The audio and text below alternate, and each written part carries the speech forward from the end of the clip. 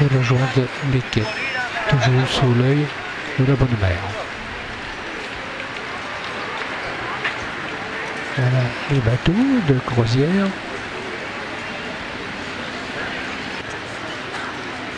Et la foule des touristes dans laquelle on peut remarquer Renette et Bribri.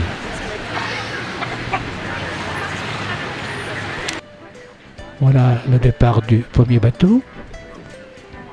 Le second qui est le nôtre, l'Ilienne,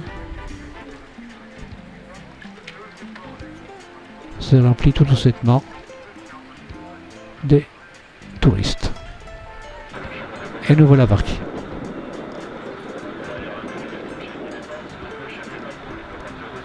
Inspiration romano-byzantine. La Vierge qui couronne cette basilique que nous Marseillais appelons la Bonne Mère, de haute de 9,70 m et pèse 4500 kg. Dorée à l'origine par l'architecte Léonard, et que l'on aborde la ville de Marseille par la mer ou la terre, l'on voit cette immense statue qui semble veiller sur Marseille et les Marseillais par son magnifique regard. On peut voir d'ailleurs tout au long de la première et de la dernière partie. Nous préférons laisser la parole au commentateur officiel pour l'ambiance, bien que le commentaire ne soit pas toujours approprié à l'image. Le château Tonnelet, la basilique Saint-Victor, édifiée sur les tombes des martyrs chrétiens du IIIe siècle, la chapelle Saint-Victor fut construite en l'an 304. C'est l'un des plus anciens monuments religieux de France et le plus ancien de Marseille. Vous pouvez voir que la plupart des meurtrières qui sont maintenant des fenêtres sont tournées en direction de la ville. Ce fort Saint-Nicolas, sur notre avant-bord, a été détruit en 1790 par les sans-culottes et restauré en 1834 en pierre grise de Cassis. Il reste une des plus belles citadelles de Provence.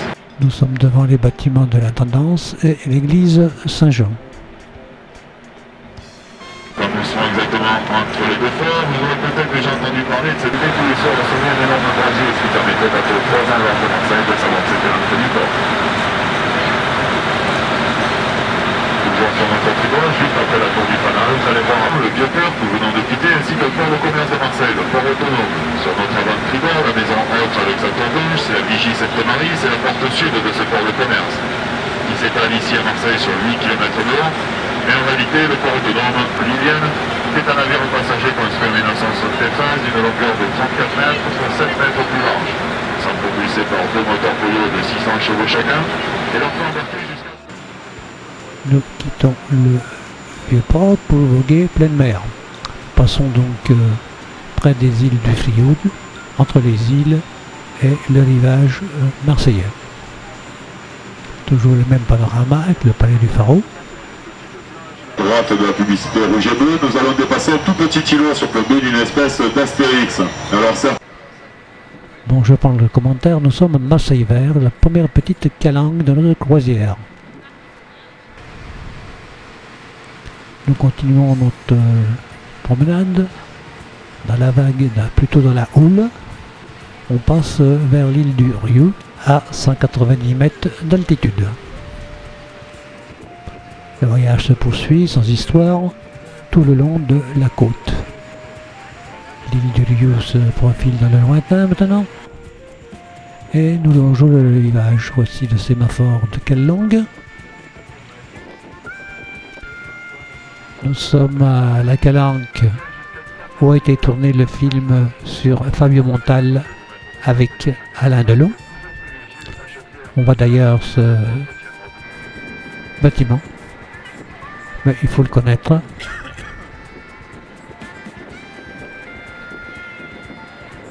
C'est une calanque qui est peu profonde.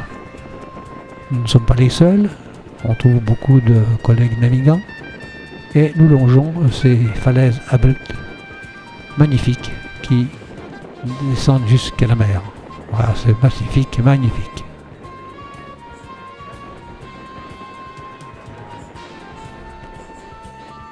Bon, il y a la houle et les images sont un peu secouées en raison du tangage du bateau. Regardez cette sculpture.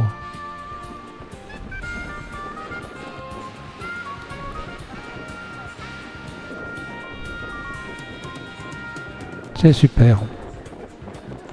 Nous sommes à l'entrée de la calanque d'Envaux, dans laquelle nous pénétrons. Que nous allons visiter nous pénétrons le plus en avant possible avant de faire demi-tour comme le bateau qui nous possède. Cette calanque est surmontée du doigt de Dieu. C'est l'appellation donnée à ce rocher. Toujours de la navigation, il y a déjà des gens qui reviennent.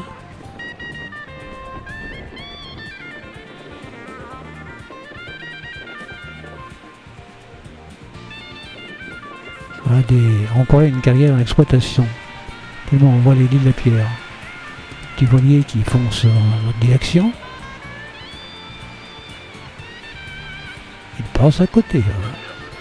Et nous voici enfin à la fameuse calanque de Port-Miou, tout près de Cassis.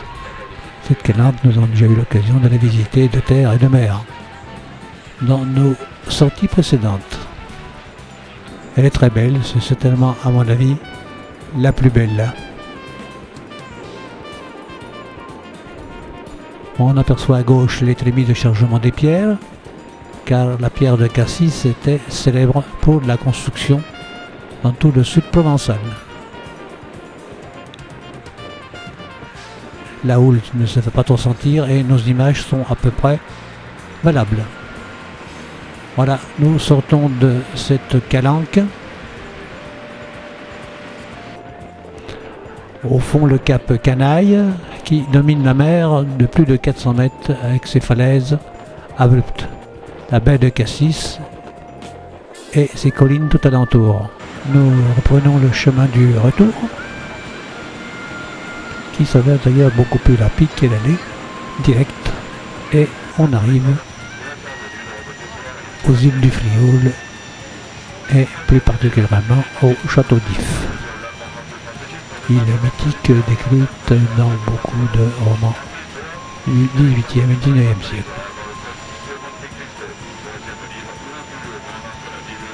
Nous passons au large tout de même. De là, on commence à apercevoir Notre-Dame.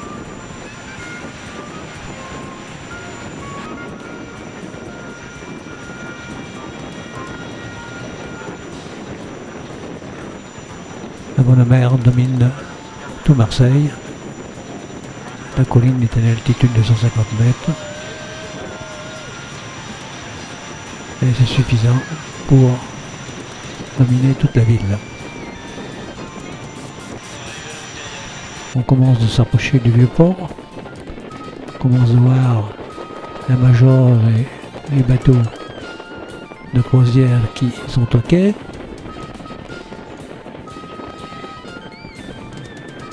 Le palais du Pharaon en toute sa splendeur. Le fort Saint-Jean.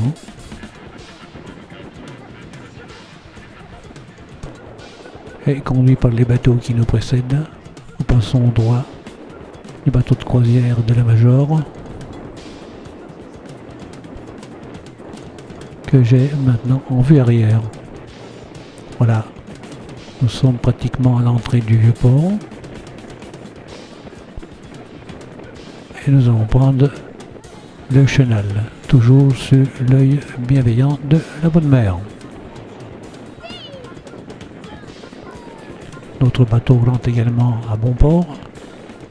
La croisière a duré 3 heures et c'est le retour de beaucoup de bateaux. Voilà, nous pénétrons dans le bassin.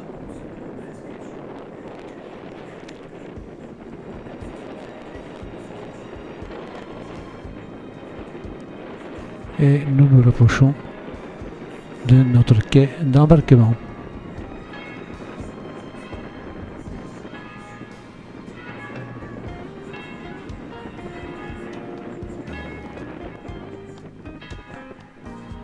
L'église Saint-Jean qui nous accueille et la bonne mer à travers les mâts des bateaux.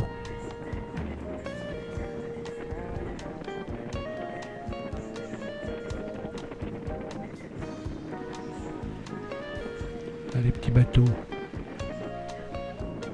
nous précédant commencent à s'amarrer à gauche et à droite et on aperçoit l'église Saint-Tréféol. C'est la fin de notre voyage. Nous voici maintenant en octobre 2009, devant le rocher, l'île de la Mer. Nous partons sur les Goudes et Callongue en banlieue de Marseille. Voici le sémaphore qui domine Callongue.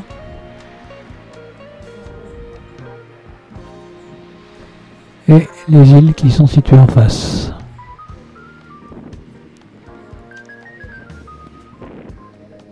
Et nous voici maintenant à Callongue où on dispose d'un bon parking à tous les vents. C'est le cas de le dire, parce que le vent, pardon, il souffle. Voici la Calanque, avec le petit hameau de Callongue tout à fait au fond. À droite, un garage à bateau. Et tout au fond, un rocher qui nous rappelle le mont Aiguille dans le Vercors. C'est exactement la même forme. C'est incroyable. Nous retrouvons notre Calanque.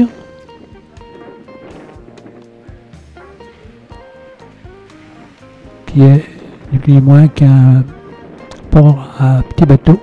C'est un véritable chenal.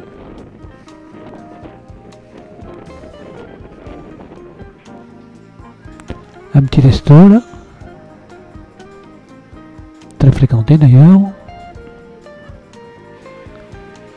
On retrouve notre garage à bateau situé sur l'autre côté de la Calanque et les promeneurs qui sont en arrière-plan sur le flanc de la colline.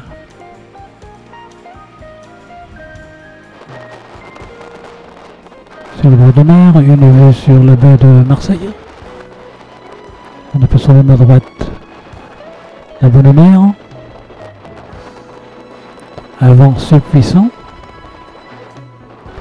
Et voici un zoom arrière sur notre mer.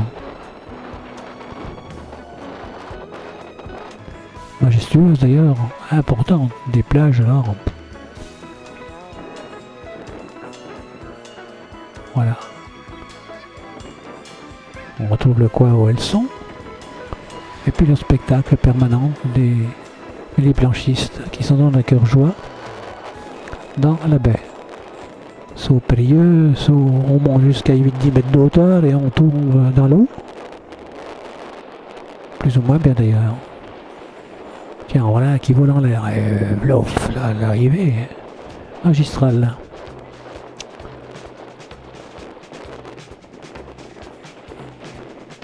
Bref, c'est un spectacle que l'on contemple pendant un long moment. Ça ne manque pas de pittoresque. Et puis on dit, ah, la jeunesse, les dons, on pouvait le faire. Hein. Toujours une vue sur la Marseille tout proche, la Corniche.